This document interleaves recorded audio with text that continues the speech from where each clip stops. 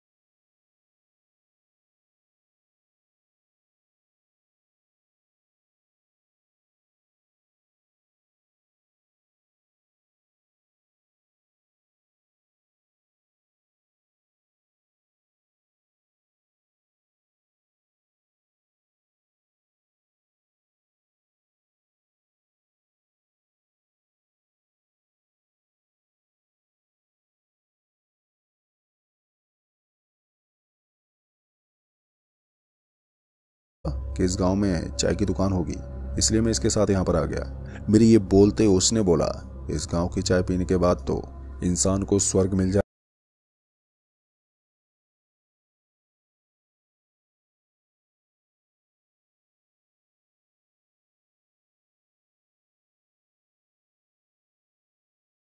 क्यों, क्या हुआ चाचा, कहाँ पर जा रहे हो? तो उसने बोला, वो तो तुम्हें पता चल जाएगा। उस आदमी की बात अब मुझे कुछ अटपटी लगने लगी थी। उन लोगों का व्यवहार भी मुझे कुछ ठीक नहीं लग रहा था। मैं अभी वहीं पर बैठा ही था कि तभी मोहित ने कहा, क्या यार तू भी उस आदमी की बातों में लग गया? वो मुझे पागल लग रहा है। तू आग सेक, इतनी अच्छी आग जल रही है। मोहित की बात मानने के बाद मैं आग सेकने लगा। अभी मैं आग सेक ही रहा था कि तभी चाय देने वाला वहां पर आ गया। वो 2 चाय लेकर आया था। एक चाय मोहित ने मुझे दे दी और उसके बाद मैंने मोहित से कहा भी कि मुझे चाय पसंद नहीं है, फिर भी उसने चाय मुझे दे दी। खैर मैंने सोचा कि आज चाय पी ही लेता हूँ। यही सब सोचने के बाद मैंने चाय का कप वहीं पास में रख दिया। मैं अभी आग में अपने हाथ गर्म ही कर रहा था कि तभी सामने बैठे लोग आपस में बातें करने लगे कि पास के कुएं में जाने से सब लोगों की मौत हो जाती है, क्योंकि वो कुआं सबको अपने पास खींच लेता है। उन लोगों की बात जब मेरे कानों में पड़ी तो उसके बाद मैंने उनसे बोला कि कुआं भाई, कौन सा कुआं है यहाँ पर जिसकी आप बात कर रहे हो? मेरी ये बात सुनते ही उसने बोला कि भाई उस कुएं के बारे में ना ही पूछो तो ही अच्छा है। उस कुएं से सब लोग खौफ खाते हैं। उसे कुआं मत बोलो, मौत का घर बोलो, मौत का घर। जो भी उसके पास जाता है वो कुआं उसे खींच लेता है। उन सब लोगों की बात सुनने के बाद मैंने कहा, ये सब फालतू की बात है, ऐसा कुछ नहीं होता है। अगर ऐसा है तो मैं भी जाते जाते उस कुआं को देख लूंगा। मैं अभी उन लोगों से बात ही कर रहा था कि तभी मोहित ने कहा कि भाई मैंने तो चाय पी ली, चल अब निकलते हैं। उसके ये बोलते ही मैंने उससे कहा, अरे यार मैं तो चाय पीना भूल ही गया, इन लोगों की बातों में खो गया था मैं। इसी के चलते जब मैंने चाय देखी तो चाय तब तक ठंडी पड़ गई थी, जिसके चलते मैंने चाय को नीचे फेंक दिया। लेकिन जैसे मैंने चाय को नीचे फेंका तो वो खून में बदल गई। ये नज़ारा देखकर तो मानो मेरी आंखें खुली की खुली रह गई। मुझे अपनी आंखों पर भरोसा ही नहीं हो रहा था कि ये चाय खून कैसे बन गई। मैं और मोहित अभी उस चाय को देख ही रहे थे कि तभी जब सामने उस चाय वाले की तरफ देखा तो हमने पाया कि वहां पर वो चाय वाला मौजूद ही नहीं था। अब वहां पर कोई भी नहीं था और वो चाय की टपरी अब एक खंडर बन चुकी थी। ये सब देखकर हम दोनों के तो पसीने छूटने लगे थे, हमारे शरीर के रोंगटे खड़े हो गए थे। मोहित तो अब डर से कांपने लगा था। उसे कुछ भी सूझ ही नहीं रहा था कि ये सब कैसे हो गया और यहाँ पर अब कुछ भी नहीं है। मोहित के ये कहते ही मैंने उससे बोला, भाई तूने जो चाय पी है ना, वो चाय खून की चाय है, भगवान करे तेरे साथ कुछ भी ना हो। मैं अभी मोहित को समझाया जा रहा था कि तभी एकदम से वहां पर लोगों के रोने और चीखने की आवाजें सुनाई दी। सबसे बड़ी चीज तो उस दुकान पर लिखे हुए शब्द की थी। उस पर लिखा था, भूतों की चाय। ये सब देखकर हम दोनों की आंखें फटी की फटी रह गई। हम दोनों को उस वक्त अफसोस हो रहा था कि सच में आज हमने भूतों से रूबरू किया है। हम दोनों को उस वक्त कुछ भी समझ में नहीं आ रहा था कि अब हम करें तो करें क्या। मैंने मोहित से कहा कि हमारा यहाँ से भागना ही अच्छा होगा। यही सब सोचने के बाद हम दोनों ने वहां से जैसे भागने की सोची कि तभी एकदम से वहां पर बहुत सारे लोग आ गए। उन लोगों को देखते ही हम दोनों की सिट्टी बिट्टी गुल हो गई। हम दोनों बुरी तरह से डरे जा रहे थे। उन लोगों में से वही 4 लोग और वो चाय वाला हमारे सामने आ गया और उसके बाद उसने बोला कि तुम भी अब हमारी तरह बन जाओगे। जिस पर मोहित ने कहा, मतलब तुम कहना क्या चाहते हो? अभी मोहित ने उन लोगों से ये पूछा ही था कि तभी उन लोगों का चेहरा एकदम से बदल गया। उन लोगों के चेहरे से अब मांस निकल रहा था और साथ ही उन लोगों की आंखें काली पड़ चुकी थी। उनके पूरे कपड़ों में खून ही खून लगा हुआ था और उन लोगों का भयानक रूप देखकर हम दोनों की सांसें ऊपर नीचे होने लगी थी। हम दोनों की डर की सीमा इतनी ज्यादा बढ़ गई थी कि हम अपने आप को संभाल नहीं पा रहे थे। फिर उसी वक्त मोहित ने बोला कि भाई चल यहाँ से भागते हैं, नहीं तो हम भी इनकी तरह बन जाएंगे। मोहित के ये कहते हम वहां से भागने लगे। हम भागते उस गांव के और भी अंदर जाने लगे। जब हम जैसे तैसे वहीं के पास के एक बरगद के पेड़ के पास पहुंचे तो उसके बाद हम दोनों वहीं पर जाकर छुप गए। जब हम वहां पर छुपे तो हम दोनों डरे जा रहे थे। मैं मोहित को बोले जा रहा था कि देख तेरे चाय के चक्कर में आज हमारी क्या हालत हो गई है। मैंने मोहित से इतना ही कहा था कि तभी मोहित ने बोला, भाई मुझे पता नहीं क्यों अजीब सा लग रहा है, मेरे अंदर पता नहीं क्या हो रहा है। जब मोहित ने मुझसे ये बोला तो उसके बाद मैंने उससे कहा, तूने उन लोगों की चाय पी है इसलिए तेरे साथ ऐसा हो रहा है, लेकिन तू चिंता मत कर, तुझे कुछ नहीं होगा। मैं अभी मोहित को समझाए जा रहा था कि तभी उस पेड़ के ऊपर से खून निकलने लगा। खून को देखते हम दोनों एकदम से घबरा गए कि ये खून किसका है। हम तुरंत ही वहां से उठे और उसके बाद जब हमने वहां पर देखा तो मैंने पाया कि उस पेड़ के ऊपर एक आदमी बैठा हुआ था और उसके शरीर से खून निकल रहा था। हम दोनों इतना ज्यादा डर चुके थे कि अब हमारे आंसू निकलने लगे थे। हम चिल्लाने लगे थे और फिर मैं और मोहित जैसे वहां से जाने लगे कि तभी हमने देखा कि सामने वही लोग हमारा पीछा करते हुए आ रहे थे। उन लोगों को देखते ही हम दोनों की तो हालत खराब होने लगी। हमें समझ में नहीं आ रहा था कि अब यहाँ से कहाँ जाएं। मैं उस वक्त बहुत परेशान हो चुका था।